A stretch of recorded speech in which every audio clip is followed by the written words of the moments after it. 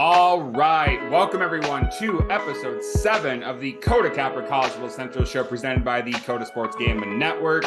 My name is Kyle Comas, and joining me we have the co-host of the Gabacho Borracho Soccer Podcast and an avid Husker fan. We got Mr. Corey Adair.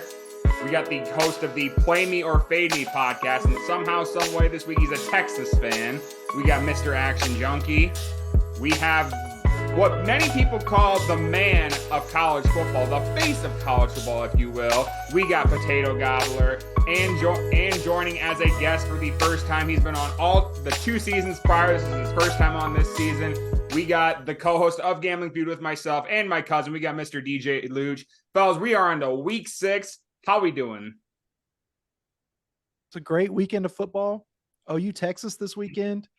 Horns down for me, for sure, but going to be a heck of an event there. Game day is going to be there. I'm excited. It's going to be a great show. OU Texas kicking off at 11 too. Like we're just going right from the start. You right don't off get a the couple jump. warm-up bets. You just go. It's game time. That honestly might be one of my favorite things about that rivalry is that it doesn't matter. It takes center stage every single year, and every single year it's 11 o'clock. And that weekend in college football, you're starting your day off right. Well, the game is done. You can go out and go to the fair. Yep. They know what they're doing. My dad will have boots on the ground at that game. He goes to the Red River game every single year, so he will be there, boots on the ground. So, with the Texas shirt on, right? Oh no, oh no. Yeah. So I think the vibes are pretty good going into the show. I think everyone's kind of feeling good. Corey, you kind of shook your head when I said that. Anything? No, we're moving forward. Okay. Everything that's happened before. Let's just move forward. So you don't want to talk about the snake draft last week is what you're saying? No, I want nothing to do with last week. Last week is last week. We're on to Cleveland. Oh, okay. I got my ass handed to me. What can I say? We battle back and we move on. Action. I know you almost missed the show today. You were pretty big watching the Twins game. The vibes got to be doing good for you right now. Hey, we ended our 18-game playoff losing streak. It's a great day to be a Minnesota fan. One game down, 12 more wins, and we're the world champions of baseball again. The magic number's at 12. There we go. Did you happen to see Action, our fellow Kota Capper and dear friend Josh Campbell, what he did today? He actually woke up at 2:30 in the morning and walked 33 miles from his hometown to Target Field in 12 hours to make the game. He walked? He walked. Yep. Okay. So I did not see that. I would have given the guy a ride had I known about that. No. It's like a thing. So like his house is close to this trail, and this trail goes like perfectly straight to the city. And it's like, so I think it's like probably like a 45-minute drive. So by walk, it's a long time. That's why I had to leave it too. But it's like this cool trail that goes there, and like both his dad and I believe his uncle, or maybe some of his like dad's cousins or they all walked it for the last Twins playoff game way back when. So it's like a thing. It's like a Campbell tradition, which is kind of dope. That is. I need to meet this guy. I need to talk to him, and we'll get Soup on the pod at some point. He needs to get on here at some point. Yeah. It's more, you can't really talk to Soup. You more listen to him tell Correct. stories, but you can chip in every now and then. When the show's over, Action, he did an interview with a news station. When the show's over, I'll share that interview with you. Okay, I'm interested to see that one. He has to do it tomorrow, right, Action? Oh yeah, they play. Hopefully, we end the series tomorrow. But otherwise we go again on Thursday. Is the third game at all three are at the same venue? Really? Yep. That's wild. We don't have time to travel. I mean, that's true. This used to be That's a true. 1-game wild card thing. Yeah. So we got to go. I mean, keep in mind the World Series is going to go into November, and in Minnesota, we've had blizzards around Halloween, so we got to get baseball done. And PG, I would be remiss too if I didn't mention your Rangers as well. You got to be feeling pretty good too. Yeah, great win. Needed it. Playing the Rays, in Tampa. So all 3 games in Tampa, same thing, but started off 1-0. Just need one more. See what happens. Rangers, an interesting club, so you never know. Absolutely. You're the only team that's been the hottest team in baseball and the coldest team in baseball in the same month 3 different times this year. Exactly. You guys are a Jekyll and Hyde team, and I'm a big Rays guy. I used to live in the Tampa St. Pete area, less than 20,000 fans at a playoff game today. What a disgrace to the city. That wasn't great. But you think it's timing though? Because like it was at 2 in the afternoon. I mean, that plays Tuesday. a role. But hey, I lived there in 2008. I had no trouble making it to the ballpark for the baseball games in the playoffs. Okay, that's a fair point. You just got to get across the 10-mile bridge and you're golden. Were you there for the Longoria 162 home run or not? I was not at that particular game, no. Okay. That's tough. But okay, enough baseball talk. I just want to give a shout out to all our baseball. We don't have enough baseball talk here at this network, I don't think. But that's for another show. We can save that for like Gambling Feud or something like that. Well, I did go 4-0 today postseason betting, and I am the self-proclaimed postseason god, but we don't need to talk about it. Let's keep moving. Okay. Very good. Well, gentlemen, let's start every show, as we always do, with the trivia question. PG is 1-0 at the trivia question. People forget about that, but he is 1-0. And Action, you told me that you kind of missed the multiple choice or the multiple answers given. I'm going to do that for you this week. So, I've been trying to do trivia questions that are inspired by stuff that recently happened. So for those of you that may not have heard, so Duke hosted College Game Day for the first time ever last weekend. Very, very cool. Unfortunately, it didn't work out in their favor, but that's another conversation for later in the show. But there are now 6 FBS schools that have never hosted College Game Day. I'm going to tell you what they are right now. California, Illinois, Maryland, Syracuse, Rutgers, Virginia. Of those 6 schools, who has the most program wins all time? So that's your question. I'll give them to you one more time before I do the ad read, but who has the most program wins all time between Cal, Illinois, Maryland, Syracuse, Rutgers, Virginia? Who has the most program wins all time? I'll give you time to think about it really quick while I do our ad read. The Kota Capper College Football Central Show is sponsored by Better Edge. Better Edge is a social betting marketplace that is legal in 45 states, and it operates like a marketplace. If you don't know how to operate a marketplace works, let me give you an example. Let's use the Red River game this weekend. One person on the platform likes Oklahoma money line, places $10 in that line. Another person on the platform likes Texas money line and also places $10 on that line. Boom. You now got an exchange, and because you're playing peer-to-peer, not person to sportsbook, that's what makes it legal. And a lot of sportsbooks you go to, they might have juice lines and the spreads or over-unders. Better Edge, minus 100, plus 100. You get such a higher payback for the users. And we've said it multiple times in this show. If you don't like a line, you can make your own line and hope that somebody's on the other side of it. That's the great thing about Better Edge. They also have competitions like Battle Royale, Survivor, Chasers. It keeps things competitive for the users. It also incorporates social media. People can post their picks, and people can go on their timeline, and their followers can see what their picks are. DJ, I know we talk about Better Edge all the time on Gambling Feud. Just any additional thoughts that I might not be missing about the platform? I think Better Edge is really good if you have a group of guys and you want to do like gambling competitions with each other, because there isn't really a platform to do that. You know, you can't really do that. There's no contest or anything. And as males, we always think we're the best at everything. And so it's the perfect platform for if you got a bunch of gambling guys, you can do contests for anything. And yeah, that's my favorite aspect of it. Absolutely well said. Go to their website, www.betteredge.com. Use promo code Kyle, promo code Corey, Beast, Play Me, Thomas, DJ. Any of those promo codes, you get $20 added to your account. I mean, you put money in, you get free money. Nothing better than that. www.betteredge.com and use promo code Kyle, Corey, Thomas, Beast, Play Me, or DJ. Any of those promo codes. So, gentlemen, again, trivia question for this week. 6 schools have never hosted College Game Day: Cal, Illinois, Maryland, Syracuse, Rutgers, and Virginia. Of those 6 schools, who has the most all-time program wins? Action, who do you think it is? I appreciate the multiple choice. I decided going into this show, I was going to answer Texas no matter what. So I want to go Texas. They have 941 program wins in history, 4 national championships, 32 conference championships, 100 first-team All-Americans, and multiple Heisman Trophy winners. So I am going to answer Texas to the multiple choice question. Otherwise, I'll go Syracuse. Okay. Sounds good. DJ, who do you think it is? This one's tough. I am going to go with California. Okay. Sounds good. PG, who do you think it is? You know what? I'm going to go Maryland. Crab cakes and football. Let's go Maryland. Terps. Okay. And Corey, who do you think it is?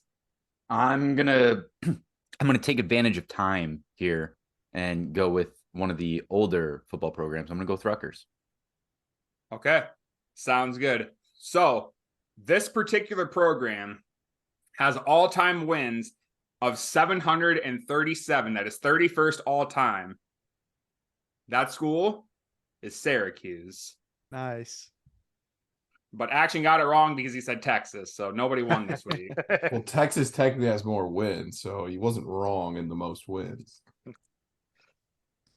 Yeah, I couldn't play by the rules. I had to get some Texas airtime. There's too much Oklahoma love on the screen right now, so had to get that one in there. But if you think back, Syracuse, I can't believe they haven't hosted because, you know, they have a great, rich tradition. I mean, Jim Brown, the number 44 is iconic there, right?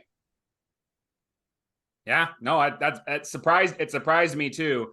If you guys were curious on the other schools, so second place of those teams is Cal with 686. Yes. Virginia is third with 680. Maryland is fourth with 669.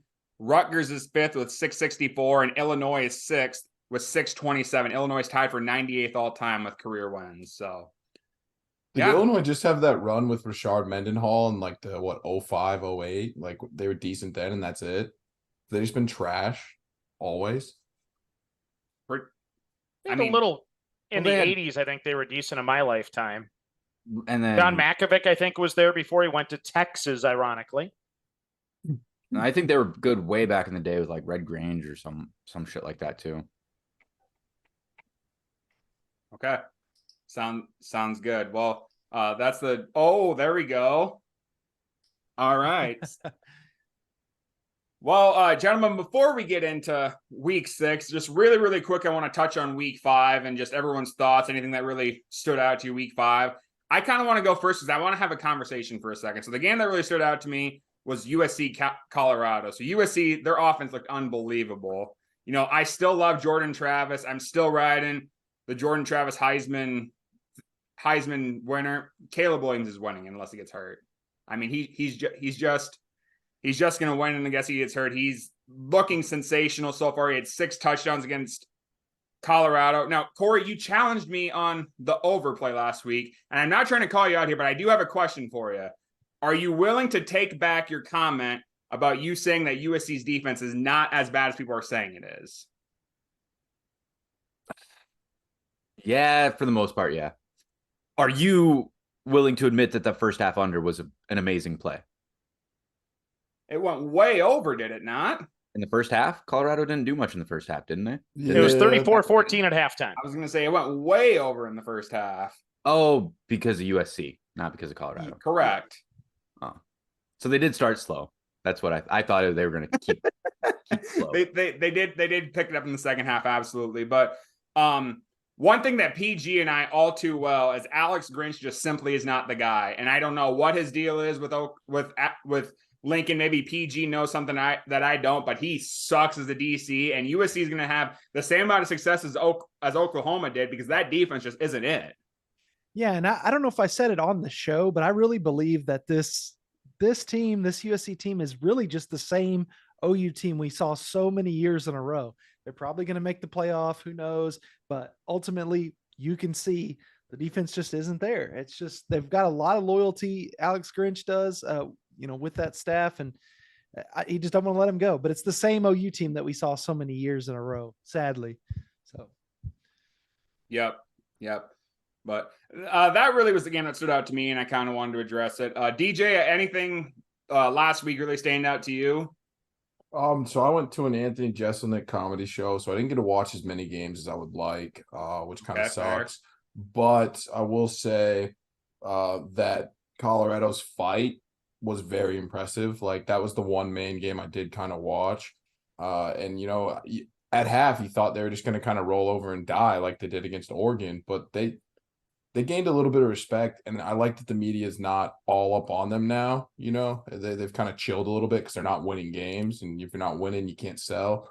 And I like what they did. I like what they showed, and I think there was a lot of positive takeaways for Colorado in that game that maybe no one's really talking about. Yeah, all that without Travis Hunter too, mind you. Yeah, the dynamic player in Travis Hunter. Yeah, that's just a hard player to fill. Like that's the danger of having someone who plays both sides of the ball. Is when a guy like that gets injured, you lose two players. You're not losing just one; you lose two.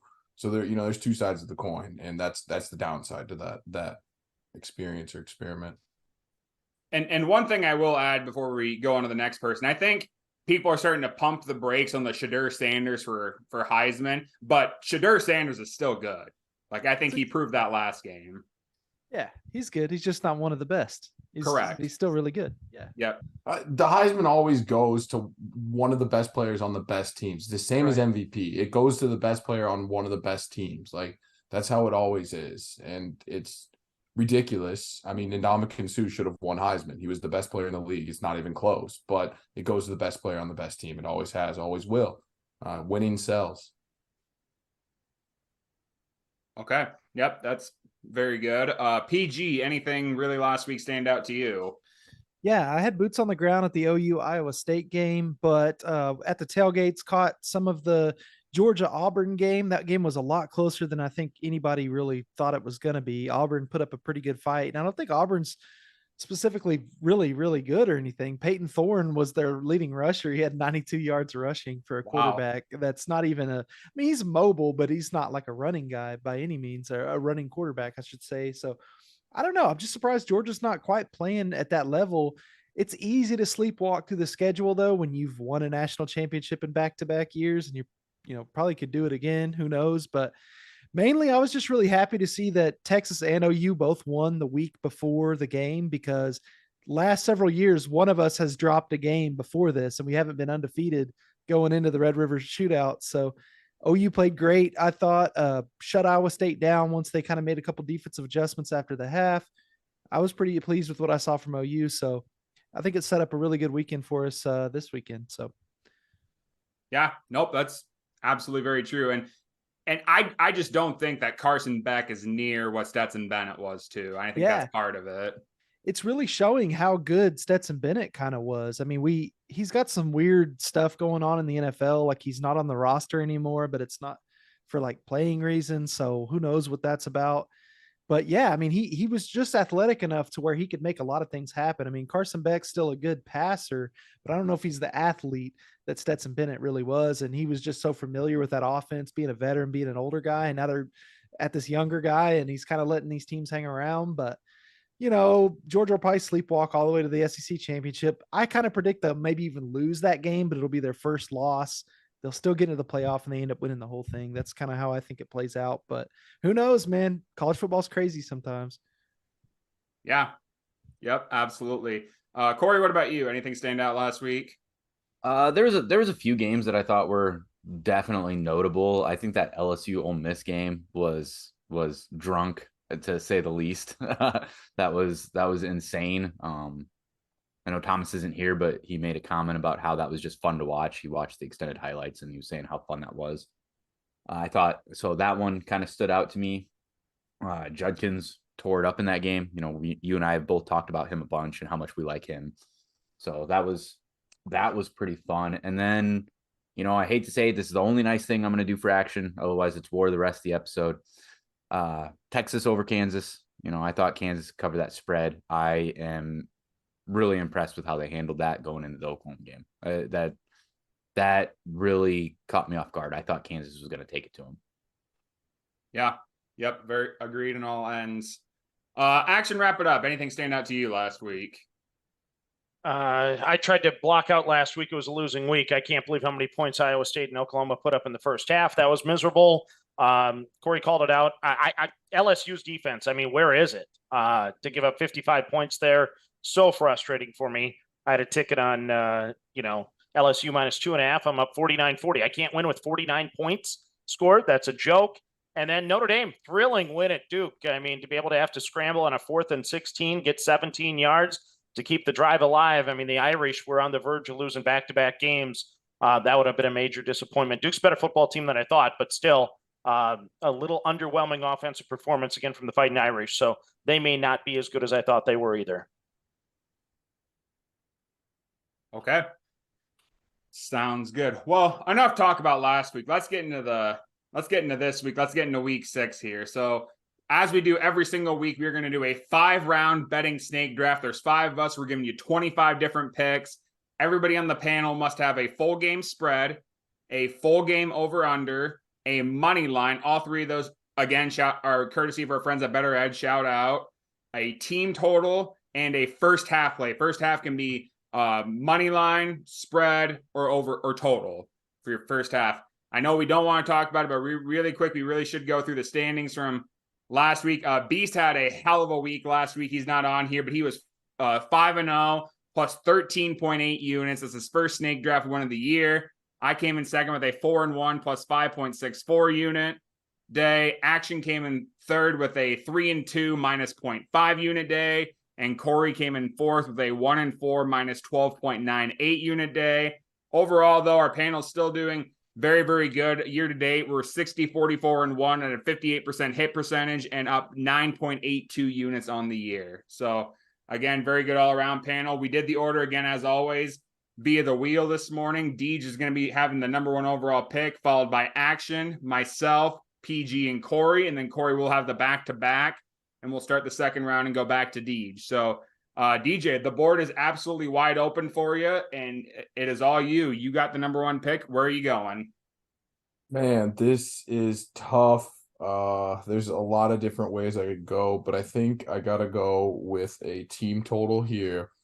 And I'm going to the River shootout, whatever the heck it is called. They don't call it a shootout anymore because apparently it's 2023. Not allowed to call that. I get it. I get why. But I'm gonna go Texas. Team total over 33.5. As Kyle's mentioned on previous years, this game isn't over. It just is. They score an asinine amount of points in this game. Out of the teams Texas played, Oklahoma's obviously seen the least amount of competition in comparison to some of the teams Texas has played. I think Texas can put up 35. I don't think that's a problem. I think naturally this is going to be a shootout, as the rivalry used to be called. So I love Texas to get over 35 points. His offense is dynamic. So that is where I'll be going. What do you got for a line on that, Deej? 33.5, like you're saying, the minus. Yeah.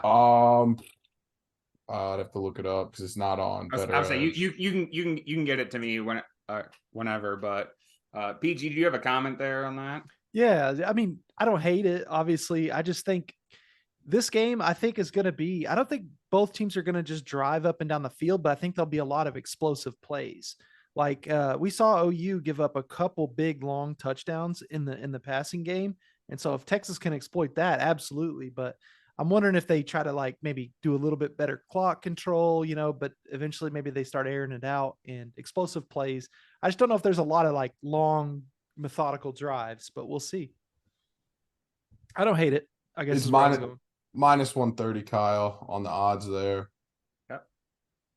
All right. Yeah, I'm a PG. I don't hate it either. And I've said it every year that it's an over game. So I don't hate that at all, but good number 1 pick. Action will go to you with your first round pick worth 5 units. You guys will definitely hate my pick based on what you're saying. I'm going to go Oklahoma team total under 26.5.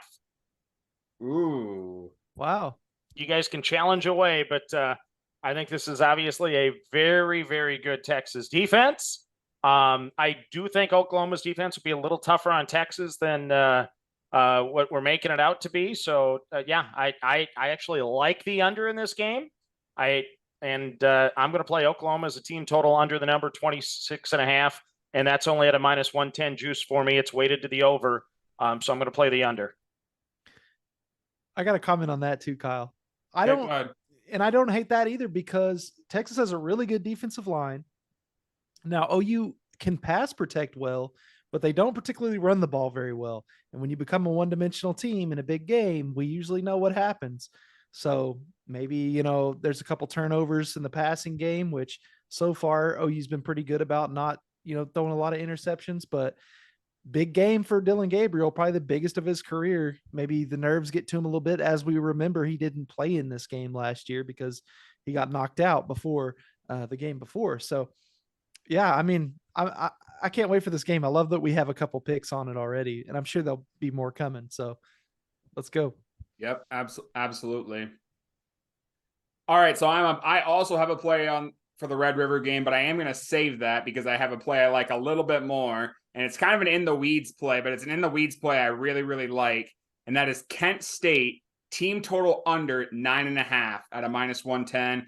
If it ain't broke, don't fix it. Kent State is statistically the worst offense in the country. Yeah, they're worse than Iowa. They're the worst offense in the country. They're scoring only 6.5 points per game. And this is very sad considering they scored 38 in one of those games. And they're still scoring 6.5 points per game. They're playing Ohio. Ohio is my pick to win the MAC East. They're only allowing 11 points per game on defense, which is 5th in all of college football. And this is not only a home game for Ohio, this is a homecoming game for Ohio. I think they shut out Kent State, have them score single digits. I like Kent State team total under 9.5 at a -110. And that is the direction that I'm going to go. That's like in the weeds. I'll give you credit there. I got to trust it. I was just going to say, ever since Kent State's changed coaches, their coach obviously went to Colorado with Dion, and he's still lighting it up on the scoreboard. If Kent State try to change their entire identity now, they're trying to be like a defensive team. It's just, and they're in transition. So I like it, Kyle. Thank you much. All right, PG, we'll go to you with your first round pick. Okay, this is a great one. So last time I was on this show, I did pretty well. The problem was I think I lost my first round and second round picks and won all the others. So my record was okay. It's just the weight of the units kind of jacked me up. So I'm looking deep in the weeds as well, but I'm all over the board. So I think for my first pick, I'm going to go, this is in the weeds. Arkansas State team total over 16.5. Now they're playing Troy this weekend at Troy. Nobody's going to watch this game. It's at 1 p.m. But Arkansas State switched quarterbacks 2 weeks ago. In his back-to-back performances, now they're against bad teams, but I don't think Troy is just some great team. They've scored 44 and 52 points in those last 2 weeks. One of those was Southern Miss. The other was UMass. So not great competition, but Troy's no world beater themselves. Over 16.5. I think it's a low enough number that I think we get there. Now it's -125 on the juice, but it's a good football number. So you got to love it. They switched to a true freshman quarterback, I should say. So this is a road start. He was on the road last week and did fine, but just throwing that out there. So we got 2 plays in the Red River game and 2 in the weeds plays to start out the show. Absolute. Yeah. Games that everybody's going to be watching Red River. And then these other in the weeds games are just going to be nowhere on ESPN Plus somewhere streaming to 25 people. So it's great. I've always been one to say too that those in the weed games, those group of 5 games, are the best to bet on because nobody bets on them, so they don't know how the book should put lines out. So I've thought this for a long time. We used to talk about this on my podcast quite a bit. I just wonder if there's not as much time put into crunching the numbers on these games, so you just get a little bit looser lines. And like Kyle said, nobody's betting them, so why are they going to overly cook up the the lines and make it perfect and work like they will for OU Texas, so in NFL games and stuff like that. So yeah, in the weeds sometimes is where it's at. You never know. Absolutely. That's actually spot on. There's multiple economic research papers written about that exact theory you're talking about, where really? The worst games to bet on are the mainstream games, the games that everyone's betting on, everyone's watching. Even the Super Bowl, it's the Vegas is so good with setting the lines, and they put all of their resources to the games that are drawing the most bets. And for the kind of irrelevant games, they just don't care as much. So they'll throw out a line, but they're not losing or making a ton of money on those games, so it's not that big of a deal. Whereas if they set the line right for Georgia, Alabama, they can make a fuckload. Versus Georgia State versus Georgia Southern. It's like no one, I love it. So yeah, there's a ton of research that actually supports that claim. And some of the best gamblers only gamble like in the weeds, like weird plays, like on teams that no one's watching. And they don't watch the game either. They just do the research. I love it. Yeah. Business Deej coming out. Numbers guy. Yeah. People forget. People do forget. People forget. Corey, we'll go to you. You have back-to-back. We'll start with your first round play. All right. So, I mean, I got my ass handed to me last week. I'm not nearly as confident as I have been the last few weeks, but I am going to go back to the well. If they're going to give me 23.5 for Illinois, I'm going to take the under. Illinois team total under 23.5. I don't know. Front seven played uninspired last week. I guess Sunday they watched the film and then they went out and had a full padded practice because they were pissed off about what they saw in film. I think that front seven's way better than they played. Illinois hasn't scored over 23 points since week 1. So I love that play. That's a great I like play. it, Corey. Yep. You got a -110, I assume. 120, and we'll probably have the same thing happen that's happened the last couple of weeks. Is it normal for everyone to do a team total in the first round? No. Only We all just did do a fallen team that way. total. That's wild. Y'all just follow. Y'all just follow me. That. I started with it. I did not notice that. But yeah, we all did a team total in the first half. No, that is not normal. Normally we try to change it up because normally if you see all those team totals, like I can wait a little bit and then you do another play. But yeah, that's crazy. But geez, we all like our team totals, so let's stick with it. Corey, we'll go to the second round. That second round plays are all worth 4 units, so we'll start with Corey. Let's see. Oh, I'm gonna take Purdue, Iowa over 39. Wow. Okay. Purdue has been an over team all year. Yep. And Iowa has had some sneaky overs happen, and Purdue doesn't really run the ball very well, so they're going to try to throw it. Iowa's going to get a couple picks. I don't think DeJean's done making plays like that. And I don't know. I wouldn't be completely shocked if we saw him get the ball on offense sooner or later with how bad it's been.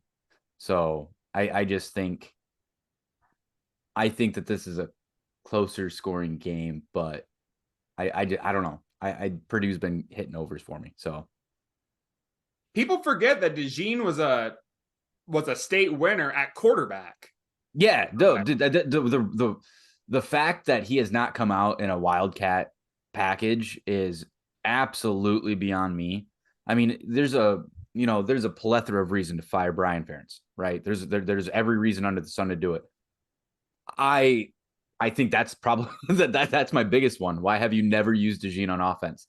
I mean, you use him on special teams, you use him on defense. He is on the field all of these snaps every game, and you're telling me that you can't take a Mr. Football in the state of Iowa who played quarterback for 4 years and throw out a wild card package where he could actually maybe throw the ball once or twice a game. I mean, that package alone would score you an average of 5 points a week. Now, I'm younger than 3 people on this panel, mind you, so I have to ask this. Did they run the Wildcat formation in like the 90s or anything like that's why, No. Corey. Kirk Ferentz is stuck in his ways in the 90s. That's why we don't do it. It's a lack of creativity. It's a lack of creativity. They have a playbook and they haven't changed it since forever. Like they have a playbook, what they run, what they do. They haven't added new plays. I mean, think of like those plays Andy Reid drew up for the Super Bowl. Now I know you're going to like one of the best offensive-minded players or coaches of all time. But still, there's no I have never seen a play that I was running. I'm like, oh shit, I've never seen that. What is that? Run, pass. Yeah. Run, plays, pass. It's all basic. It doesn't. Why have we never seen an Iowa tight end screen? Have we seen that? I don't think so. That like Iowa's been one of the most dominant tight end ones. And like you got to think your tight end is smacking the linebacker, and then all of a sudden, whoop, whoop, screen, boom. Like you just lack of creativity is what it is. Well, and they even do that jet sweep motion sometimes where they hand the ball off, like they just kind of do that to get the defense out of position. Why is DeJean not running that position every once in a while? Like just throw him in motion, just create some type of eye candy for the defense. even if you're never going to use it. I mean, Go ahead. No, I was just going to say, the kid's just a football player. Let him play football. I was just going to say, I went to an Iowa game and this is the last we'll rant about Iowa, I promise. I was going to say, I went to an Iowa game 2 years ago. They did a fullback fake halfback flip. It went for 90 yards because the defense just wasn't expecting it. Like, that was the most creative play we've run in the longest time. And they housed it because they're just so used to it being so vanilla. Well, and it's crazy too, because even though they don't draw up new plays, they used to do what you didn't expect them to do with like bootlegs and waggles and play actions, like, a pro style offense, run, make the defense think you're going to run, bootleg off of it, bam, big play. It doesn't even seem like they're doing that. I don't know. But I think back then, though, they controlled the line of scrimmage way more. Like, they were way more dominant. And when you do that, the bootleg works way better. Whereas when you're losing the battle of the line of scrimmage and then you try and bootleg, it doesn't have the same effect as when you're like, dude, they're running it down our throats. You see a run, you're like, oh my God, I have to stop this. All of a sudden, whoop, boom, dump off, wide open guy. So I think the fact that they're not winning the battle at the line of scrimmage is they have to do that. They have to win special teams and they have to win the battle at the line of scrimmage because they just don't have the athletes and they don't know how to use it. Any athletes they have. And that goes to your creativity point, because offensive coordinator play calling 101. If you can't run it right away, then you throw it to loosen them up to run it. And, like, it just, I don't know. I just know that Purdue's defense gives up points, and I know that Purdue's scoring points, and they've been setting Purdue's lines too low, and they've been smacking overs. So I'm just trusting that right now. PG in action. We've kind of dominated the conversation. Do you two have anything to add on it before we move on or not?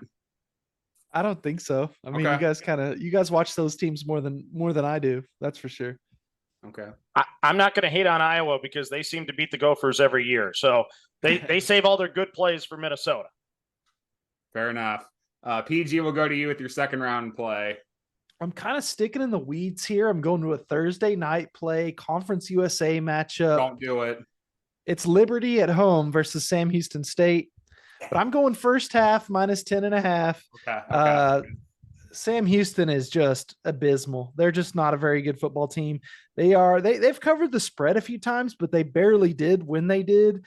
And Liberty, on the other hand, is undefeated against the spread. This is just the first half play minus 10.5, but I think Liberty's just going to run all over them, especially at home there on a weekday night when they get a bunch of students in there.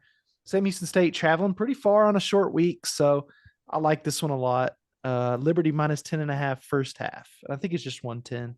Okay. Oh, it's actually 105.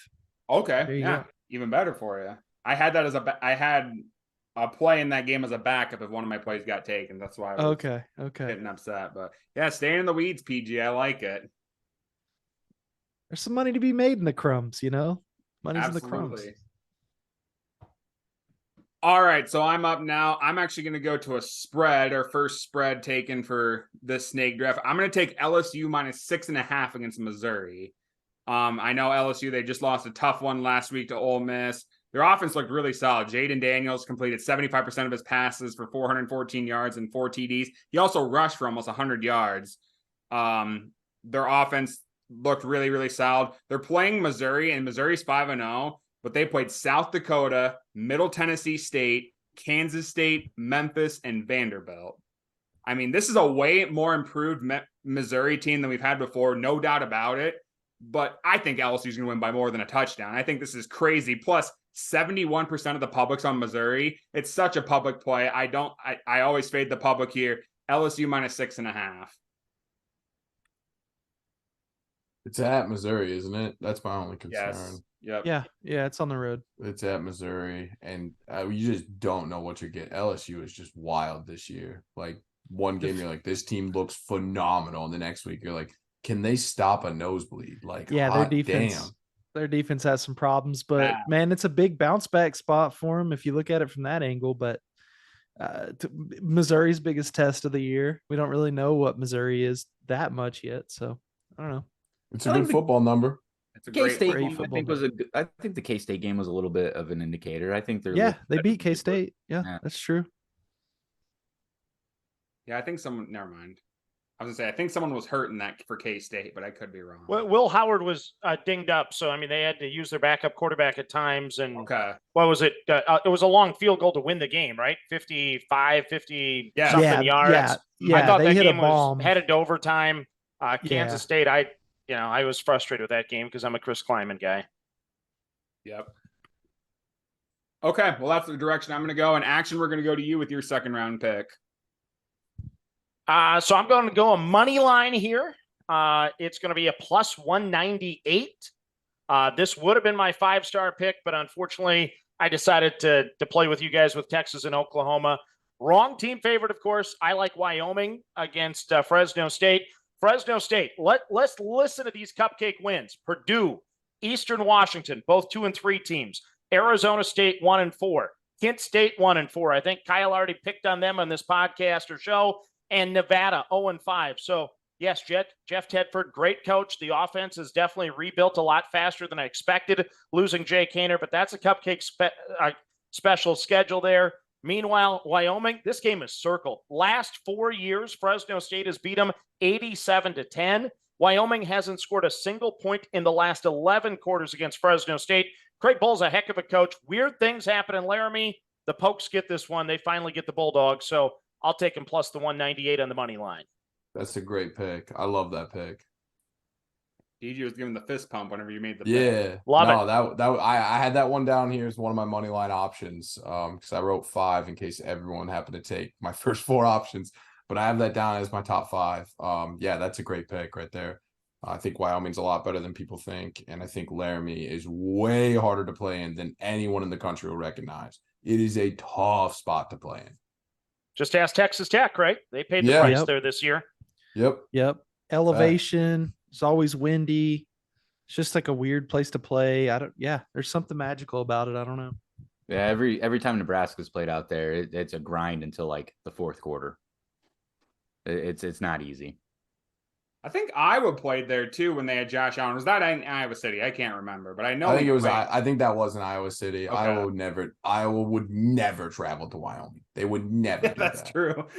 That's true. No, I like that pick too. Action. So that's very good. DJ, you do have back-to-back here. We'll start with your second round play. That's worth 4 units.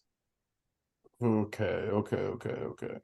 I am gonna go with Florida first half minus 10.5.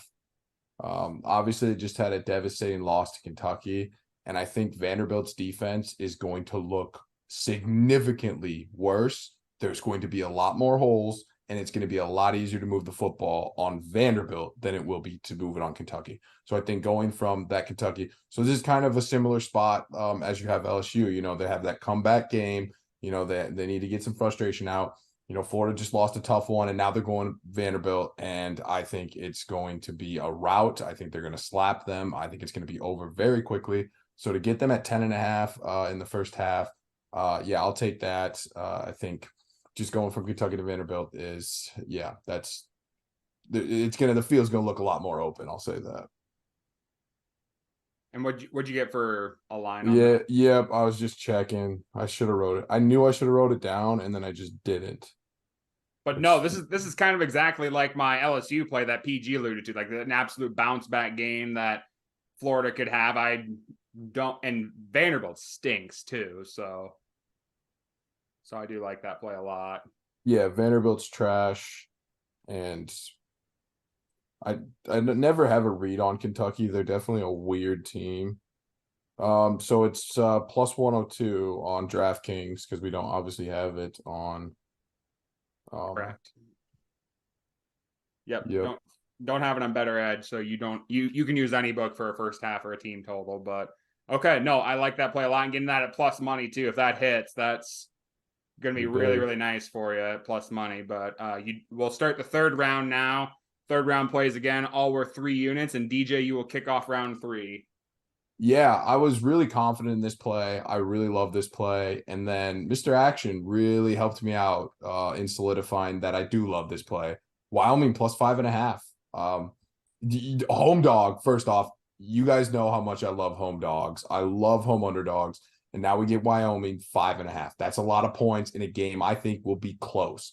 If not, Wyoming will upset. I hope that's true. But nonetheless, I think this game will be decided by a field goal. Whether we win by a field goal or lose by a field goal, it doesn't matter. 5.5 covers it. I love Wyoming. Laramie, such a tough place to play. And I really can't expand more than Mr. Action already did. Like, Action already nailed it. This is one of the best bets. I should have used this in the first round, but once he solidified it, I love Wyoming here.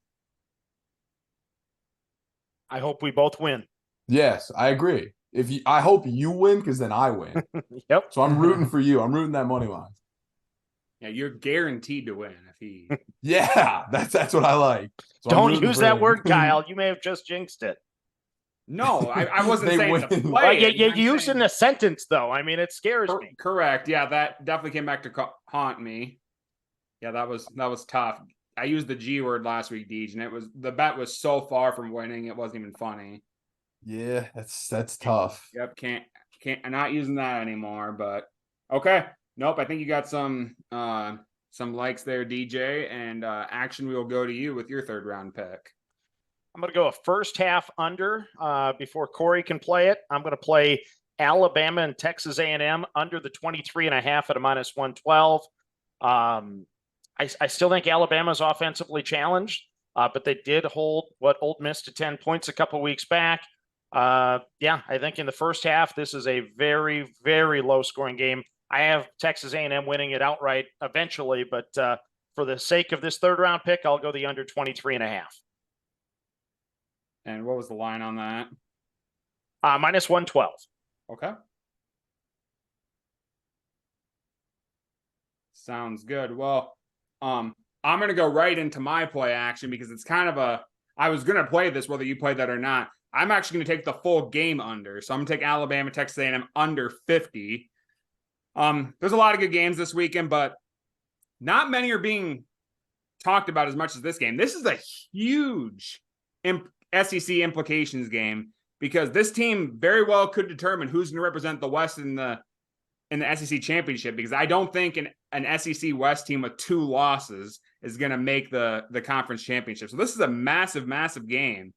With all that being said, I think the defenses are going to play really, really well, and I think this is an under game. DJ actually got me hooked a couple seasons ago on line movement versus public betting. And let me tell you guys something. 90% of the public is betting the over, but the lines moved from 54.5 to 50.5. Wow. That's insane line movement to me. I love the under here, so I'm going to take the under of 50. Reach, Kyle. RLM, baby. RLM, reverse line movement. Yep. Got to find it. I love it, Kyle. Good work. Sharp. Yep. I maybe wanted straight picks. I like the first half under too. I think they both will win, because I do think it's gonna be very low scoring. But it's one of those where you see the matchup and everyone thinks like, oh, this will be a fun, explosive game, but people don't actually do the research and see that these teams' offenses versus their defenses are rough. Well, and I saw the public betting. I'm like 90%. I'm like, this line had to have moved up. No, it moved down, and it moved down like 4 points. So something's going on that movement's happening. And with 90% of the public betting on it, that's fishy to me. I almost made it a first round pick. I like my other 2 picks a little bit more, but yeah, I love that pick, and Action. I love your pick too. I think they both very well could cash. But I'm hoping for nothing at halftime. So yes, you better be in good shape. Yep. Nothing to be fantastic, but PG, will go to you with your third round pick. All right. I need a spread, so I'm going with one. Corey mentioned this game earlier. I'm taking the Nebraska Cornhuskers +3.5 Friday night. I'm just looking at kind of the numbers here, and there's a big disparity on the money line. 40% of the bets on the money line and 74% of the money. And then same thing, we got a little bit more money on Nebraska on the spread as well. And 3.5 is just a great football number. Illinois hasn't done anything that's like overly impressive. I know Nebraska was really bad last week, but I think that's actually a good thing in some cases. Like Corey said, they got after it in practice and try to bounce back. And Matt Rule does this sometimes in his first year. It's a lot about setting culture and not necessarily, but this is a great program, win. Even if they can keep this close, 3.5, great football number. I think it's probably a little bit lower scoring game. So 3.5 is a lot of points. Let's go with it. GBR. And don't forget, Illinois has beaten us 3 years in a row, and that just doesn't sit well. Yeah, a little motivation going on, a little revenge factor. So there you go. And there's no love lost for Bert in these parts of the country. And what part of the country is he liked? Is there a fan base that likes him? I don't even know if Illinois does anymore. Yeah, he's hated in the SEC as well, because of Arkansas and stuff. So, and I'll never forget him going for 2 against Minnesota, checking the chart, up 26 in the fourth quarter with 3 minutes to go. Got to go for 2. Yeah, he's the worst. Is that game in Champaign? It is. Yeah, Friday night game. But I mean, Corey will tell you it's going to be more red than orange. That's for sure. Even when Nebraska being 2 and 3. I don't know. I don't know. It always ends up being that way. And the further and further we go, the less and less confident I am that we're going to keep showing up, because what are we showing up for at this point?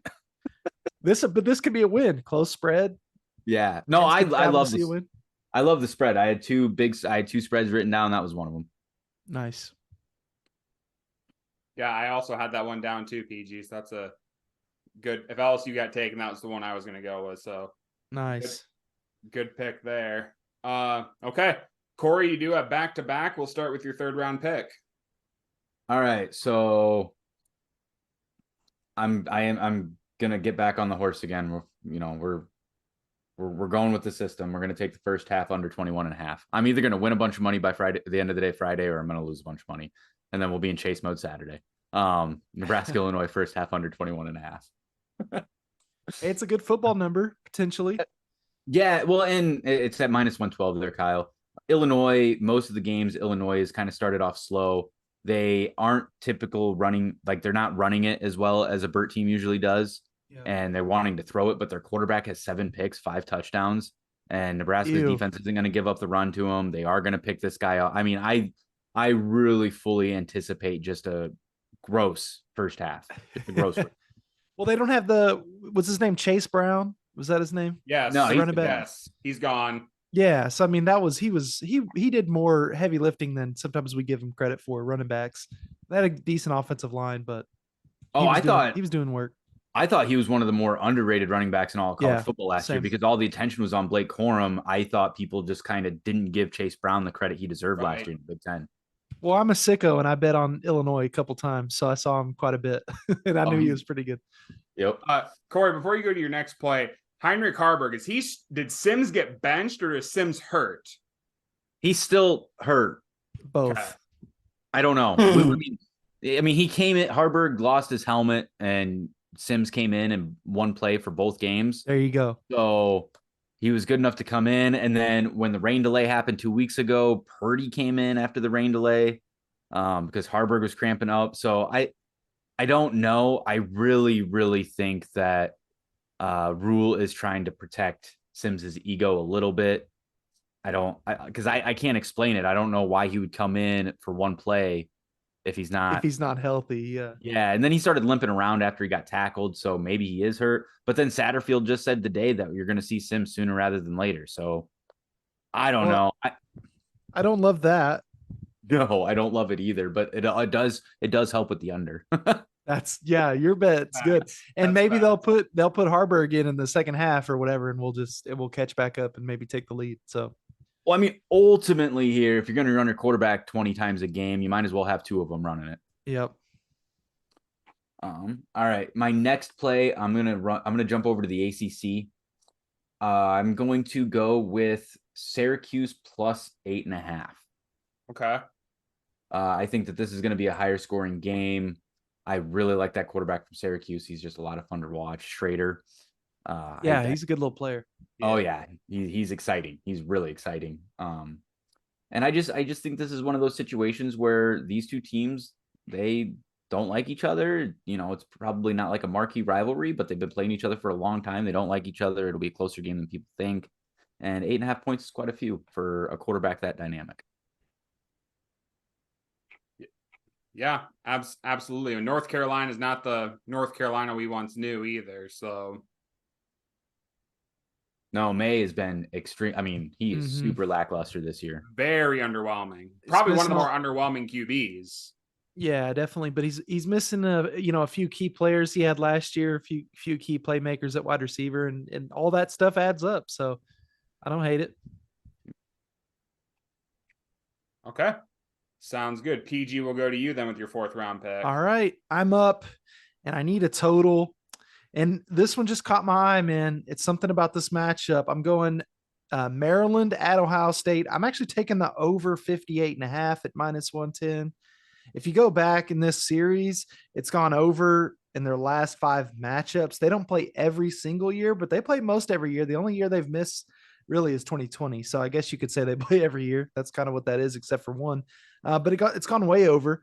But I do think the reason I kind of hesitated on it and I waited this long to take it is because I think that Ohio State might actually have a really good defense this year, or at least better than what we're used to them having. If you look at the totals that they've given up so far, 14, 10, 7, 3, and then obviously they had that bye week, so they've only played those 4 games, but pretty good start for the defense. Now, this will be the best offense they play, I think. You could argue Notre Dame, but something about Sam Hartman, they haven't quite had the offense at Notre Dame that I thought they would, but they'll probably come around. But that said, I'm going with this over 58.5. Maryland scoring a lot of points. This will be the best offense they played. I think Ohio State with a week off, they may just score 50 something themselves. So then we don't have too much further to go. So there you go. I think Talia is actually getting a lot of disrespect for people not talking about him. He's having a solid year so far. He is. It's just one of those things where he's been at the school so long that like people quit hyping him up because they think that means he's not like an NFL lottery draft pick type guy. He's actually a really good, solid quarterback. He's going to get on a roster somewhere. Maybe he'll just be a backup, but he's still a good player, especially for college. And when you're looking at an over, the one thing you want to have is 2 good quarterbacks. And I think I have it in this game. And I think we're at that critical point in the season where Maryland, I mean, this is that turning point every year for Maryland. Yep. But I do expect them to be able to still throw the ball around and score some points to help you with that over. But I do think that this is where things start to turn for them, either this week, next week, sometime in October. It always happens in October. Okay. Sounds good. Well, I'm up now, and I got to play my Red River game. I'm taking Oklahoma, Texas, first half over 29.5. I can get that at a -110 on Caesars. I get it. These defenses are solid. Texas's, Oklahoma's, I get that. I also know this might be the biggest game in the Big 12 this season. I understand that. Here's the deal, though. This game, as PG alluded to, used to be called the Red River Shootout. These teams score points on each other all the time. 29.5. All I need is a 17-14 half. I think that's very, very doable. Gabriel, I think, has all the potential to play really, really well. He's looked a lot better this year than last year. And last year, he wasn't bad either. I just think he's improved from last year. And every year, this game's an over game. I think this is going to be a high-scoring first half. I love that play a lot. Again, I wanted to save it a little bit so in case – because last year I went balls to the wall for that over. I think I put 10 units on it, and the contest was nowhere near that. So I'm not going to get that confident this year, but I do think that first half over hit. So I like Oklahoma, Texas first half over 29.5 at a -110.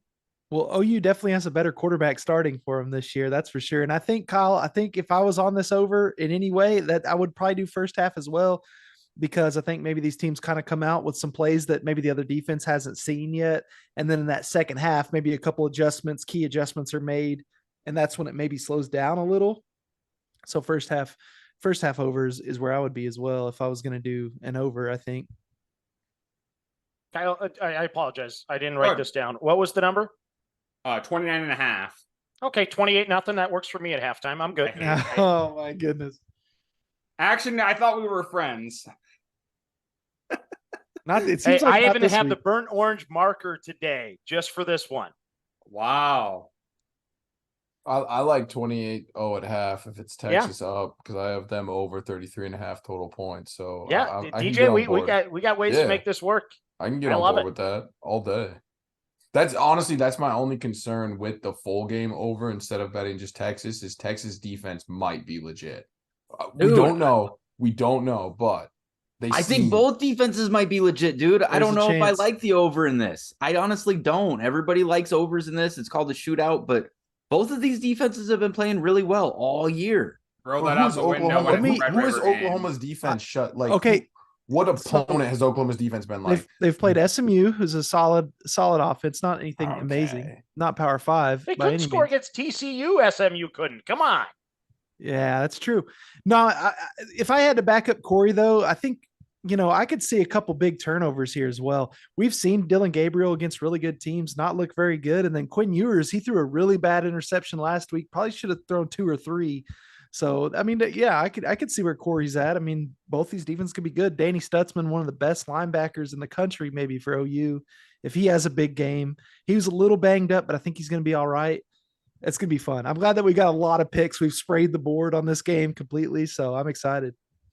Now, don't get me wrong. I'm not making a single play on this game just because I am scared. I look at these scores. I've seen a little bit of both of these teams play, and whether it's against good competition or not against good competition, the defenses have looked good. So I don't. It scares me. Over scare me in this one. I don't know what's going to happen. I just know it's going to be fun to watch.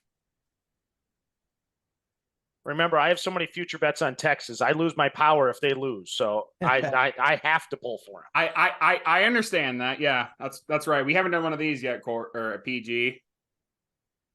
Yeah, we haven't thrown the horns down. We have the numbers. We have the numbers. That's what matters. Numbers. We just don't want to.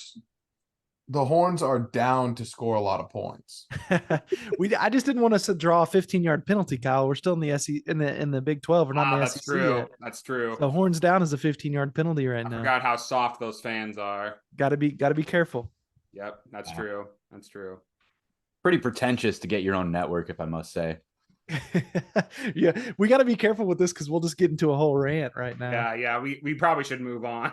Is it worse than Notre Dame not joining a conference because they have the NBC deal? Yes, because at least Notre Dame not joining a conference, they stayed the fuck over there. Texas doing what Texas did, destroyed everything.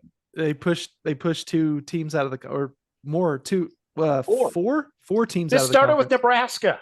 Nebraska destroyed the landscape of college football. Let's move on, Kyle. Let's wrap it up. We're moving on. Action. What is your 4th round play? I forgot actually from all the banter here. In honor of Corey, once again, I'm going to go a game under. I don't think I've played one of those yet tonight. Kansas State, Oklahoma State under 55.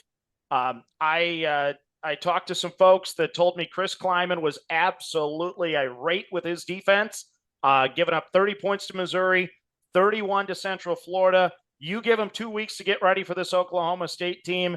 I don't know if Oklahoma State is going to score 10 points in this game. I love this under. I just want to back him up there. That's a great pick, especially coming off a bye. I know Oklahoma State scored some points against Iowa State, but it's a little bit fool's gold. The team is just really stinky, really, really stinky. And Kansas State's a good club, and I think they'll slow it down a little bit too. Iowa State's also without their starting QB this year too, so it's a weird deal. Mm-hmm. Yeah, and he would bet the under in this game though too.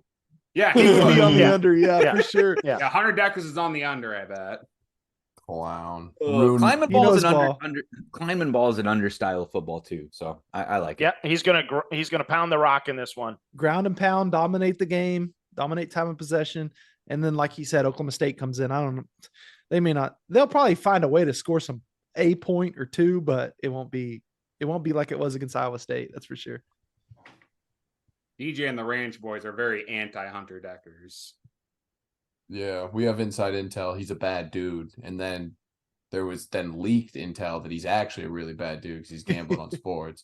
And then there's also intel he's just an idiot, which is obvious. Like, you're given the keys to not a Ferrari because it's Iowa State, but like a key to a pretty nice car. It's a sedan. Yeah. Yep. But given the keys and he's an idiot. Like, why? That's my main question. But not a fan of Hunter Deckers. He was given the keys to a GMC Envoy. I think that's Envoy. Envoy. That's what it is. It's like an SUV. Yeah. It's tough because I think Matt Campbell's actually a good coach, but great coach. The amount of adversity he's had to go through this year, it's tough. Like, I think he's getting a bad shake. I think Michigan he's State a lot coach. Future Michigan State guy. You think so? I don't know. He's just not going to be very expensive compared to the alternative. Well, that said, I don't know what his buyout is. His buyout could be crazy. There's no telling with Iowa State.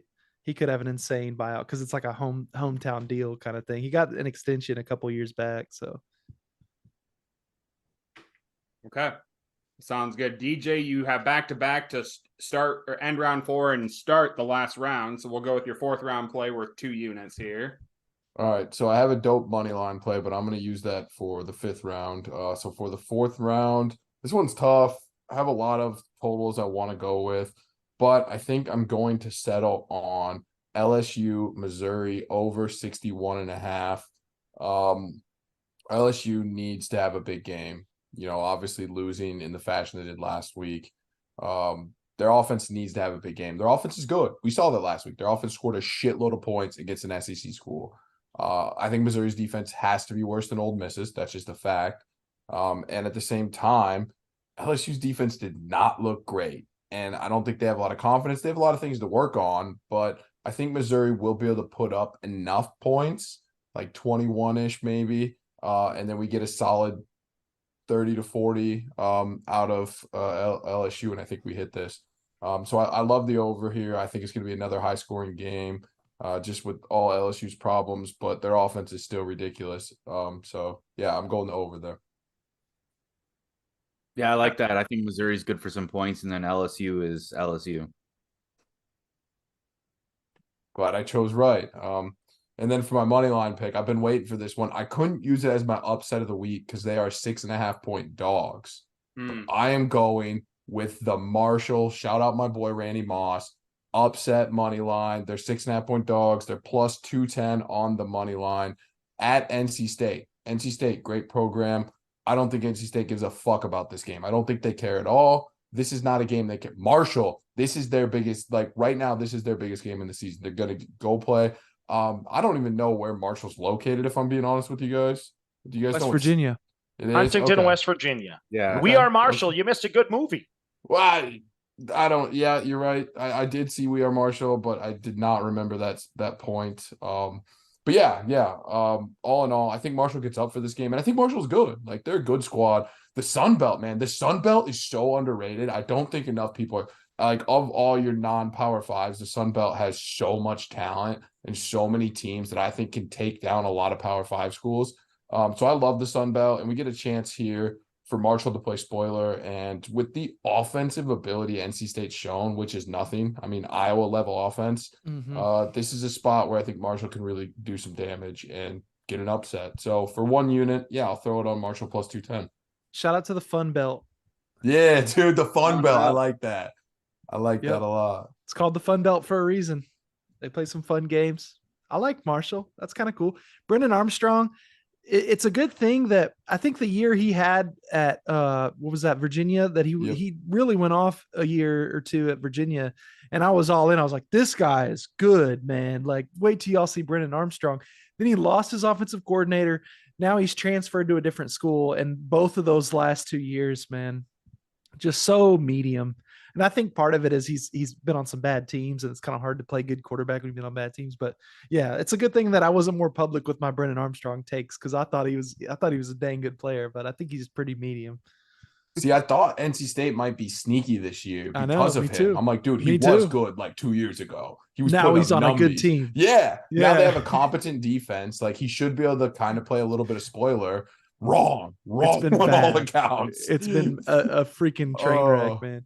I bet on them to cover, and I made myself watch their game, and their offense just was so bad. As an Iowa fan, though, I was conditioned, so it didn't hit me as hard. But man, that was brutal. All right. Sounds good. Action will go to you with your last pick worth 1 unit. Okay. All the Iowa hate, I'm taking the Hawkeyes minus the 2.5 against Purdue. This is a low number. I did some research on this Wisconsin transfer Deacon Hill at quarterback. You guys know more about him than I do, but Chris Kleiman recruited him at Kansas State, so I know that he has some talent. Chip Kelly recruited him at UCLA. I love the Iowa defense. Who knows how many points their special teams defense can score. everyone scores against Purdue. I could probably put together a team and score against Purdue. So give me the Hawkeyes minus the 2.5. Wait, if he was recruited to those two schools, he must have some wheels then, right? That's what I was kind of researching from California. Is he should be able to run the football a little bit because that's the climb and mode that he would recruit a quarterback. Yep. Yeah, that big body. Because I mean, he's I'm cool with body types and stuff. He's a little bit tubby. He's a bigger boy.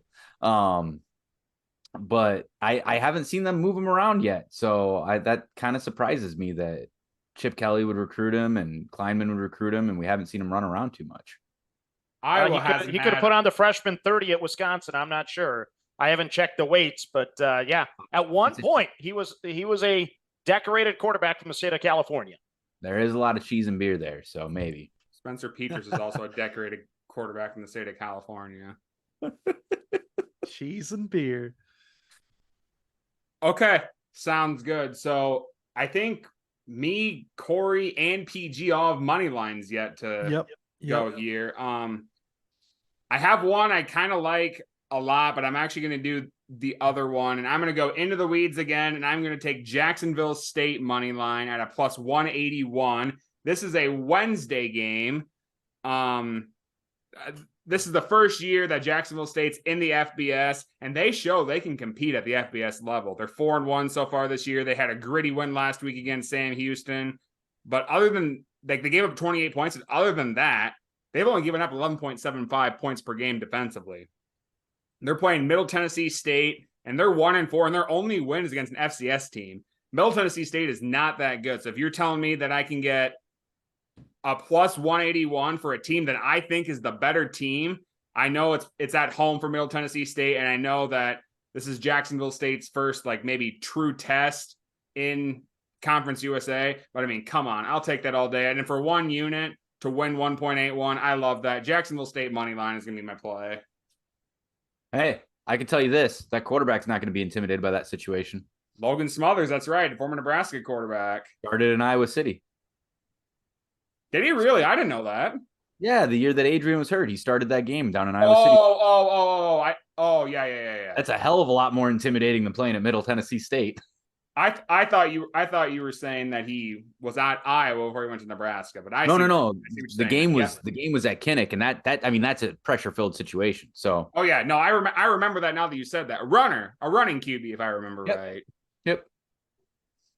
But okay, that's where I'm going to go. PG, it looks like you need a money line as well. So what are you going with? Need a money line bad here. It's just a 1-unit play for me, so I'm feeling pretty free. The board's wide open. I almost took not a big favorite, but a favorite that was within our little money line window. But instead, I'm switching it up. I just saw this game earlier, Washington State at UCLA. We haven't really talked about it. It's kind of in a weird time slot, 2:00. And it's for whatever reason, it's on Pac-12 network, so none of us are going to see it. I think it's actually a pretty decent little matchup. Both teams coming off a bye. I'm going Washington State money line. It's actually plus 150. So Washington State, decent little underdogs. I've tried to look. I don't think Cam Ward is hurt or anything like that. So I'm not sure why the line is exactly where it is, but I still like the numbers. I like what I'm seeing. I think it may be just a brand name versus a team that who knows where they're going to be next season. You've got a Big Ten team versus a Pac-2 team. So with that said, Washington State been playing some good football, coming off of a week off after we forget they beat Oregon State somewhat convincingly. So, and I love Oregon State. That's noted. Washington State Cougars money line plus 150. I like it. I like it a lot. And yeah, you said, go ahead. I'm just not buying UCLA that much this year. That's all I wanted to add in there. No, I was just going to say, I don't think Ward is hurt, but I think it's exactly what you said. It's brand name versus not so much. Yeah. Generic name. Pac-2 name. Pac-2, that's right. So, no, I like that play a lot. So yeah, how to get a plus sign with the 1-unit play.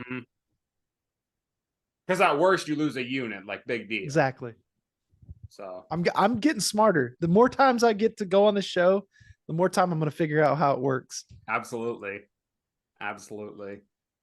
Corey, you need a money line as Mr. Irrelevant. Where are you going? Take the Friday night game, plus 140. All right. Got to do it. I got to do it out of principle. Great pick. Let's go, Corey. That was the play I was thinking about going. Well, I mean, I'm taking a play out of Action's playbook. I got two plays that aren't on this game. Might as well make it, an odd number. If I hit, I'm hitting all three. I love it. I actually like Nebraska in that game, so good luck. I feel like recency bias, like because they just got shit on by Michigan, people are like, "Oh, they're trash." It's like, dude, Illinois is not much better. Like, exactly. Illinois got shit on by Purdue last week, right? See, and this is a little bit of a crumbs game too. Like it will probably get sharper as we get closer to Friday. But how many people are rushing to the window to bet this game?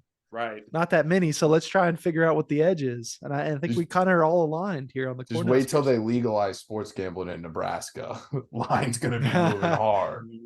Dude, Nebraska's gonna be 10-point favorites. Yeah, you're gonna see. You're gonna see a dip in Iowa's GDP when that happens. Oh man. But no, I do. I think it's a bounce back game. It's 3.5 points. I think Nebraska just wins that outright. That was why I had that spread written down. And like Kyle said, Purdue got shit stomped. Illinois got shit stomped by Purdue just as bad as Nebraska got shit stomped by Michigan. And one of those teams is good and one of those teams isn't. Yep. Facts. I like that. I like that a lot, Corey. So, all right, well, let's go through the teams really quick, and then we'll do honorable mentions. Then we'll get to upsets and locks. I had been asking you how you guys like your team. I think you all you wouldn't not like your team. So I'm just going to say the teams, and then we'll do honorable mentions. And if I'm wrong, tell me I'm wrong, and I'll make note of it. DJ, Texas team total over 33.5 at a -130. Florida first half -10.5 at a +102. Wyoming +5.5, LSU, Missouri over 61.5, and Marshall money line at a +210. Action, Oklahoma team total under 26.5 at a -110. Wyoming money line at a +198. Alabama, Texas A&M first half under 23.5. And I actually didn't get that line. Do you remember what it was? -112. -112. Okay, thank you. And then Kansas State, Oklahoma State under 55, Iowa -2.5. Kyle's team, Kent State team total under 9.5 at a -110. LSU -6.5. Alabama, Texas A&M under 50. Oklahoma, Texas first half over 29.5 at a -110. And Jacksonville State money line at a +181. PG, Arkansas State team total over 16.5 at a -125. Liberty first half -10.5 at a -105. Nebraska +3.5. Maryland, Ohio State over 58.5. Washington State money line at a +150. And Corey's team, Illinois team total under 23.5 at a -120. Purdue, Iowa over 39. Nebraska, Illinois first half under 21.5 at a -112. Syracuse +8.5 and Nebraska money line at a +140. Let's go to honorable mentions really quick. One honorable mention I had, this might be an unpopular pick, but USC Arizona under 73. Arizona's defense actually isn't too bad. And I think maybe Jaden Delora as well. He was banged up. Didn't play last week, the quarterback for Arizona. So yeah. And their backup was okay. But they held down Washington last week. So why not? It's a similar offense. Mm-hmm. So that's another play I like. Anybody else any honorable mentions that didn't get mentioned? I just wanted to add this in. It's not really an honorable mention, but I was looking at that Nebraska game. And I tried to find it on Bovada because it's showing on my action app that Nebraska +3.5 is +200. So I was like, oh, what the heck is this? But it's just not on Bovada at all. And then Illinois -3.5 is -200. So I don't know if there's like some injury news or if that's just a weird glitch in the app, but I can't find it on Bovada. So I don't know. Maybe there's some news coming that people will know about by the time they listen to this, but just something interesting. Yeah. Go ahead. No, go ahead. Okay. I was going to say a game I think I'm either going to be so right on or I'm going to be so wrong on is Notre Dame -6.5. I think that loss against Ohio State it's not like a great loss, but like they really played well, both defensively. Obviously, offense was kind of a struggle. Going to play at Louisville, like there's no way that defense is anything close to Ohio State. Notre Dame's defense clearly is legit. Like I think they shit on them, honestly, but I just don't know. It's a weird spot. Yeah, it is. Because we don't think Louisville's any good, but they have a good record. They're like winning games. So it's like, is this a bit of a letdown? Like, I think Louisville probably plays them well because it's a name brand, at their home field. So, man, I don't know. I kind of was looking at Louisville, to be honest, but it's just that it's not a good football number if you're on Louisville. You'd definitely prefer to have 7 points even on that. So +7 would be a lot better than +6.5, just for obvious reasons. So, no, I thought you brought. I was just going to mention one money line I was looking at that I think is still. I mean, it's still something I'm going to probably play. I may just play the spread, but Central Michigan is going to Buffalo this week, -150 on the money line or -3 on the spread. I think Central Michigan's just going to kill Buffalo. Buffalo did win their first game. They beat Akron in overtime, 13-10. If you don't know, Akron's also 1-4. So the bottom of the MAC versus, I think, kind of a medium team in the MAC. Jim McElwain, I believe, is still the coach at Central Michigan. And he's not the worst coach ever. Surely he can figure out a way to beat Buffalo on the road. And it's obviously not a crazy tough place to play. It's early in the season. It's not going to be like freezing cold there. So Central Michigan was something I was looking at. Very in the weeds, though, obviously. Corey, I saw you raise your hand. You had another. Oh, yeah, I got a fun one. I don't know. I don't think this one was brought up at all, but Central Florida KU over 65. Oh, yeah. Yep. Okay. Do we know though if Daniels is playing? Because he had that weird deal where right before the game against Texas, he decided he didn't practice yesterday. That I was actually going to play that over for sure, but then I saw he still sat out practice yesterday. I mean, UCF's defense is trash, regardless if he plays or not. That part I'll agree with because I had them on a money line parlay last week, and they gave up 29 points to Baylor in the second half. So I agree with you, Corey. Yeah, and I like that play though.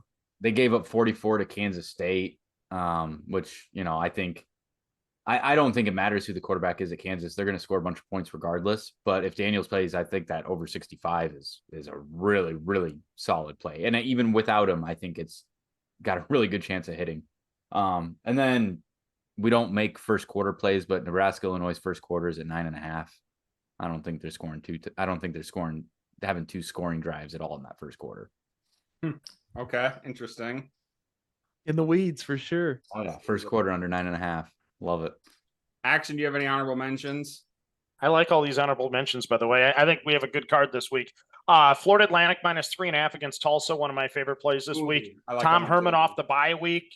Tulsa was preseason picked 14th in that conference. I really like FAU to get the offense finally rolling, and I think this is their breakout game. So I think they cover that number. They win by double digits going away. And I want to go on the record once again. I like Texas A&M to beat Alabama outright this week. So that would be my last honorable mention. Oh, okay. A&M at home. Yep. I was gonna add one more, Kyle. This is one I was looking at. I was just kind of interested to hear what everyone thought. Mizzou team total over 28.5.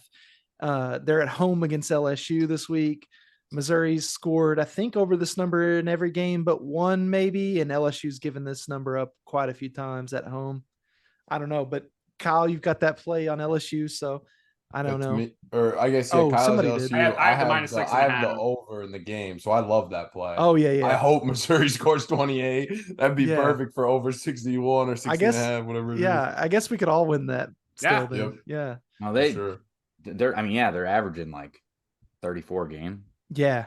And they look good. They've got a great kicker, obviously. He's kind of a fat kicker, which is always electric to see a fat kicker. Absolutely. And LSU's only held Mississippi State and Grambling to under that number. So there you go. I will say a wild take I have, and I could be way off here. I think that Maryland OSU game is going to be a lot closer. I think Maryland's slept on right now. I could see it. What's that first half spread? Ohio State's a little 10.5. I had it down. It was one of my plays, Maryland plus 10.5. I was like, dude, Maryland's gonna, because that's the thing. I think Maryland stays in it in the first half for sure. 10.5 easy.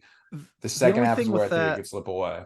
I'm on that game as well. I'm on just like the full over. I just wonder off a bye, what does Ohio State look like? Coming off of a big game. So And historically, Ohio State has just shit on Maryland. Like, yes. Historically dominated them. I read it off earlier. All those games went over. They all went over because Ohio State scored like 60 points every game. So they have been destroying Maryland for several years. So maybe this is the year Maryland kind of plays close with them. Who knows? That's kind of my thought. Is like, all right, like this is Maryland's best team in a while, and historically they've gotten dominated. Like, I think they bring a little more. And I don't know how much Ohio State really cares about Maryland. Like, they're going to probably win, but I think 19.5 for the full game, 10.5 for the it's one I'm interested in for sure. Yep. And then think about this there a little bit, DJ. That first quarter plays at 6.5, but the juice is on Ohio State, so that could move to 7.5. I'd really like that first quarter spread. Yep. Something to keep an eye on right there. Absolutely. Yep. All right, no, those are good honorable mentions, gentlemen. Let's round up the show with upsets of the week and locks of the week. So upsets of the week, again, this is a tradition that's gone on for the last 3 seasons, and we kept it going. You have to find an underdog of at least 7 points, and that underdog must win outright for you to get a point. Current standings right now, Action is in the lead with 2. Myself, Thomas, and Beast have 1. Corey and PG are yet to get one this year. Again, very, very early on in the year, but let's go to our upsets of the week. And DJ, as the guest, will let you start. What do you got for your upset of the week? How many teams were favored by 6.5 this week? Holy smokes! There's a lot of 6.5s on the board. I was just like, dude, can one of y'all move to 7? Because there's probably like 4 6.5 teams. I was like, dude, I think they get the upset. Marshall, obviously my favorite one. Wyoming, it's like, dude, jump up to 6.5, then go to 7. But I'm gonna be stuck with going with Syracuse plus 8.5. I think North Carolina is a little overrated. The hype did not fulfill the hype that we heard all offseason about Drake May. They just haven't looked the part so far. And I think Syracuse is one of those gritty teams, looking good, getting dubs. Easily could see Syracuse walking away with a win here. Okay. Very good. PG, we'll go to you. What do you have your upset of the week? All right. Well, you got to take a shot when you do these things, and I'm going to definitely take a shot here. Man, I'm between 2 different SEC games. I want you guys to help me pick. I'm either going to take Arkansas, plus 340. They're at Ole Miss. Ole Miss coming off of a huge emotional win, or Kentucky at Georgia. Kentucky plus 460. Georgia's known to sleepwalk a little bit at home, but it is a night game. You guys have any thoughts on those? I'm in between those 2 games. I'm playing one of them. So I'm playing one of them as well. So. Okay. So let me just go with the first one that caught my eye. Let me go with Arkansas plus the 340 at Ole Miss. I think Ole Miss is a good team. They can score a lot of points, but I think Arkansas is going to be able to score some points on this defense too. They use the quarterback run pretty well. I know that their team hasn't quit yet. Their quarterback, KJ Jefferson, I believe is his name. He posted something on Instagram about like it's just getting started. But he looked pretty locked in. So we'll go with the Arkansas Razorbacks plus 340. WPS Woo Pig Suey. I was actually born in Fayetteville. Not a lot of people know that. Oh wow! Yeah, my boy Faye JT actually used to live in Arkansas and was born in Arkansas as well. That's why he's my boy. Yeah. Shout out Faye JT. Yeah, shout out Faye JT. Corey, who do you have as your upset of the week? DJ stole the one that I had written down. I was gonna roll Syracuse. So yeah. I'm gonna pivot, and I'm gonna go wild with this one. And it's gonna tie into my preseason takes. And I don't know. I look at it. Give me Rutgers. Give me Rutgers over Wisconsin. I like it. Okay. Right? Okay. It's not crazy. Rutgers, dude, that defense, I mean, they held Michigan down a lot better than Nebraska's defense did. That defense is good. They're good at running the ball. That quarterback's going to, move the chains on 3rd down. Wisconsin's in kind of an identity crisis on offense, and I don't think their offense is going to dominate that defense, and I don't think their defense is as good as it usually is. So, and Corey, I'll just say this. If you ever take an underdog, I feel like the daytime, especially 11 a.m. is the time to do it. No doubt that Wisconsin crowd will still be, they'll be there. They'll be kind of loud and stuff. But if I'm ever going to take an underdog on the road, I would prefer to take it at 11 a.m. So I like it, Corey. I don't hate it, man. I like the under in that Wisconsin game too. Yep. Oh yeah. Yeah. I like the under. I think it's at 44.5. I like that. Wisconsin's pretty notorious too for not showing up at kickoff, and it is Rutgers. So that perception thing. Yep. But it's 4-1 Rutgers. This isn't 1-4 Rutgers. So right. Good luck, Corey. I like it. I think they could take that crowd out before it even gets going. Yep. Thomas is not here, but Thomas is a full-time panel, so he did give me his upset. He's actually going in the weeds for his upset and is taking Bowling Green plus 10 at Miami, Ohio. So that is where he's going.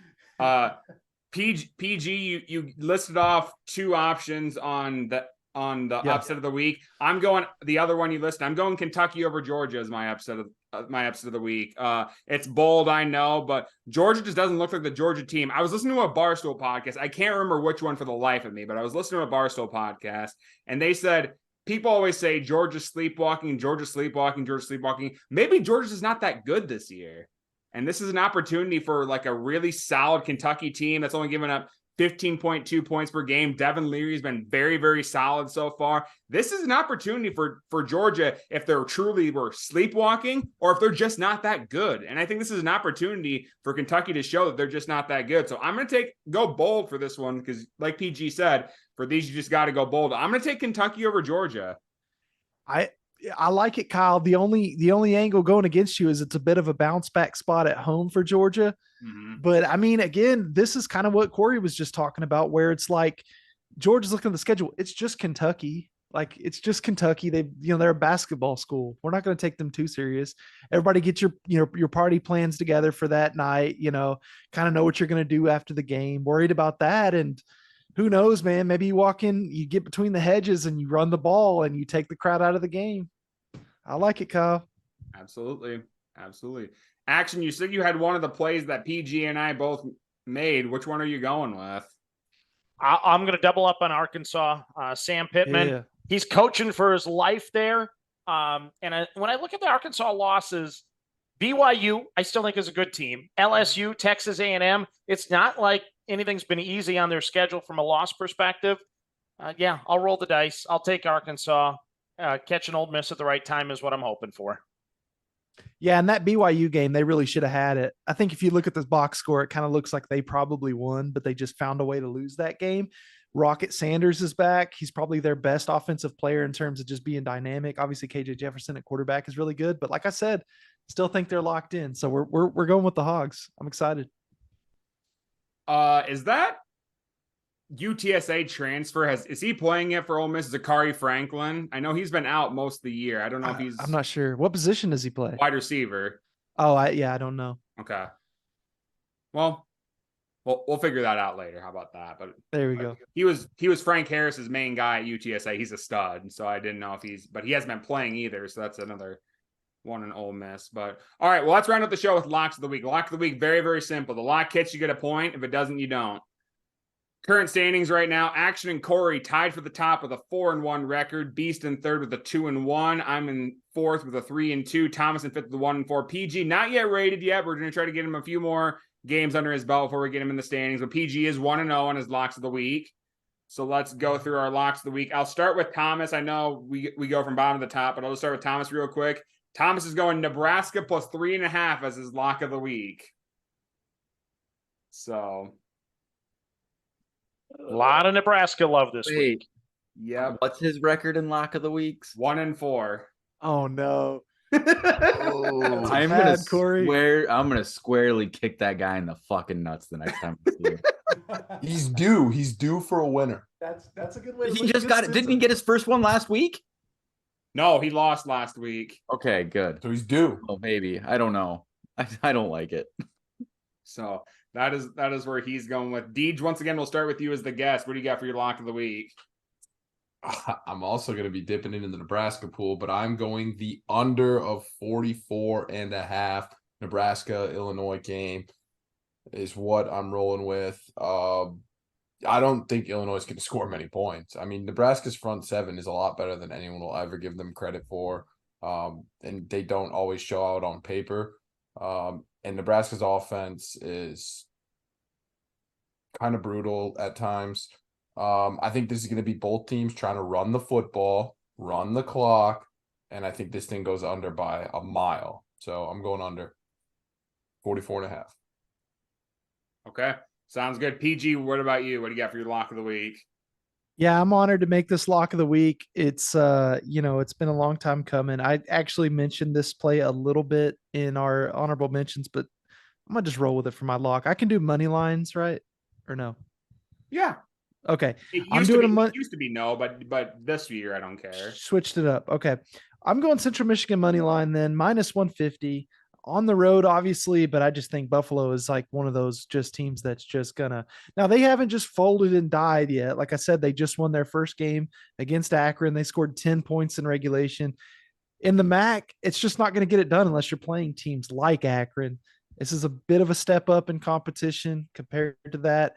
Central Michigan, not a great team. I'll admit it. This is in the weeds, though. And we talked about sometimes the money's in the weeds. So let's go Central Michigan minus 150. Just avoid it. It's a bad football number at -3. So let's just go 150 on the money line. Okay. It's a lock. So you got to, you lock it up. In the weeds, I like it. I like that pick actually a lot. Central Michigan does a really good job non-conference of scheduling a Power 5 school. Yeah, they've played a tough little schedule. They're going to be ready to go for MAC play. And so you look at, they won their first MAC game. Now it was close. And they also beat South Alabama, which beat Oklahoma State. So not a terrible little G5 right there, Sun Belt team. So we just talked about that. Central Michigan, kind of a sleeper, decent little team, I think, in the MAC. And Buffalo, if you haven't watched Buffalo, first of all, don't. But secondly, man, it's high. I mean, it's almost high school. Like it really feels like that. It's crazy. Who was their record setting running back? Like Patterson or something like that? Yep. Patterson. Yep. I don't remember the first name, but just a couple years ago. Yeah, no, I was right. That's all I needed to hear. Yep. W. Yep. For my lock of the week, I'm going to go with a play I already mentioned, and it was only my 3-unit play, but I like it a lot for my lock. I'm going Alabama Texas A&M under 50.5. I think this is going to be a defensive oriented game. I think that there's not going to be a lot of points scored. I think it's going to be very, very close. And that reverse line movement I talked about before, 90% of the public on the over, line's gone down 4 points. Something's very, very fishy about that. I think that's going to go way under. I like the under 50.5, and that's going to be my lock of the week. Action, we will go to you with your lock of the week. It should be Texas, but I'm going to play Wyoming plus the points at home against Fresno State. I put 4 units on them as a plus 198 to win outright. So, of course, that'll be my lock of the week plus the points. Okay. As someone with Wyoming plus 5.5. I love it. You guys know what that means, though, right? He knows Texas is going to lose. Yeah, that's true. What did I say? Well, why wouldn't you play Texas? Oh, no. I didn't play Texas on my entire card other than the Oklahoma team total to the under. I did that more to have fun here on this show. I am all about Wyoming this week. Mm-hmm. I almost went all 5 plays on Wyoming. Yep. I was that close. Well, I'm telling Wyoming, then I have to. Yeah, I'm following. As someone who loves Wyoming, I like that you like Wyoming, and you're also leading in locks 4-1. So respect. Remember on the first episode, or one of the first episodes, Corey, Action keeps his receipts. He's like Dion, so. Well, that's correct. You are wearing the right Corey and I are getting along these days. Yeah. I even tried to pick fights tonight. I don't get it. Yeah. You gave Minnesota some love, and I'm okay with you giving Nebraska love. I believe in Nebraska this week. Well, and I'll give you some credit. You are wearing, half of Wyoming's colors right now, so. Well, and let's get Craig Bull used to coach at North Dakota State in my backyard, so I used to run into him and his wife all the time. Well, and he used to be our defensive coordinator at one point in time in my life. Yes, that is correct. Corey, wrap it up. Lock of the week. Lock of the week. We're keeping it simple. Illinois team total under 23.5. I absolutely love that number. It's at minus 120. It's probably going to go down to 22.5. Don't matter. All right. I love that pick. That's a great lock. You want to get my favor, you have the same picks as me. Great picks. All right. Sounds good. Well, gentlemen, this was a lot of fun. DJ, thanks for coming on as a guest picker. I know you couldn't do the show full time this year, but I'm glad I was able to get you on for at least an episode. For those of you that don't know, DJ has a very precise schedule. So it's very, very tough to get him on podcasts and stuff like that. He's very, very particular about his schedule. So to actually squeeze him in for just this amount of time was actually a win for all of us. So it was tough. We had to book out weeks in advance. It is tough. A lot of moving pieces, a lot of assets moving around, jumping different cities. It's just not easy, but I do what I can for the network. I'm a company man. And yeah, I'm hoping I light it up, and then see, the thing is, if I light it up, I can't come back. You guys have to understand that, because then You I just just went out. have to go out on time. Yeah. So really, you guys need me to do really bad, because then I have to come back and redeem myself. So, but if I light it up, this may be my last episode this year. Completely get it. PG, good to see you again as always. I'm glad you decided to join the crew full time. Action and Corey, as always, a pleasure. Absolutely. So glad to be on the show, Kyle. Just wanted to say, pumped about this weekend, pumped about the card. OU Texas is going to be a blast. Corey and I, and you for sure, Kyle, be doing some horns down stuff. It'll be fun. It's really what college football is all about. College game day is going to be right in front of Big Tex's stupid, waving, thing that he does. Remember the year he caught on fire? That was very funny. Looking forward to this. No one was hurt, so it's fine. Looking forward to this year. This weekend, excuse me. So thanks for having me on again, Kyle. You're the man. Absolutely. Action and Corey, once again, pleasure as always. Good to see you guys. But that's going to do it for episode 7 of the College Football Central Show. We will tune in next week as we'll talk about week 6 and do a snake draft for week 7. See you, fellas. Horns down. Wyoming.